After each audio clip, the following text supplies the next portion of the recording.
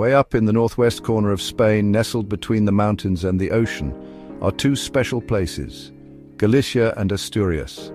They hold a secret, a story whispered on the wind and carved into ancient stones. It's the story of a forgotten time, when Celtic culture thrived in this part of Europe. For a long time, this Celtic history was hidden like a buried treasure. But now, we're going on a journey to uncover it. We'll explore old ruins, language clues, and traditions that show us this rich and vibrant Celtic past. It's not just a trip back in time, it's a celebration of a culture that's still alive today in Galicia and Asturias.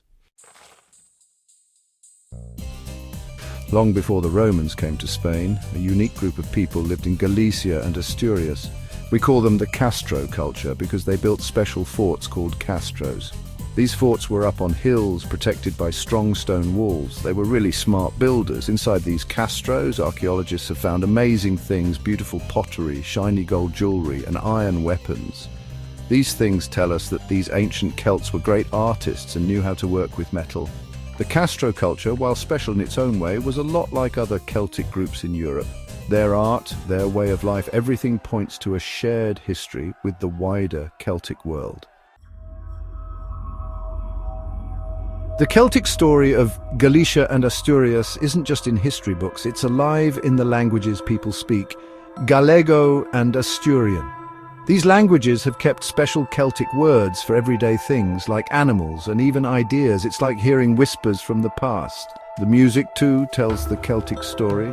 The special bagpipes called gaita, the hurdy-gurdy called zanfona, and the tambourine called pandereta all make music that sounds ancient and magical.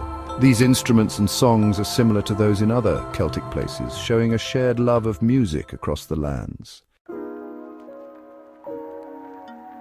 The Celts lived in many places, but they shared similar stories, art, and ways of life.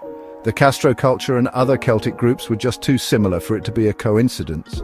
For example, the big stone circles called cromlechs in Galicia and Asturias look a lot like Stonehenge in England and the Ring of Brodgar in Scotland.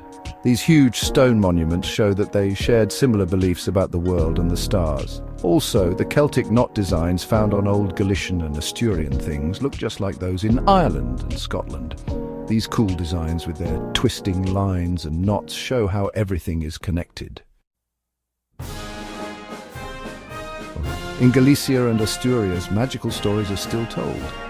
People believe in fairies, witches, and other magical creatures. Stories of the Nubero who controls the weather or the Zana, a beautiful water fairy, are still told today. These stories, based on old Celtic beliefs, are still very much alive. Festivals and celebrations, many tied to the farming calendar and ancient Celtic holidays, are another way people keep these traditions alive. From the big party of Entroido, Carnival, to the special parades of Semana Santa, Holy Week, these events show us the heart and soul of these regions.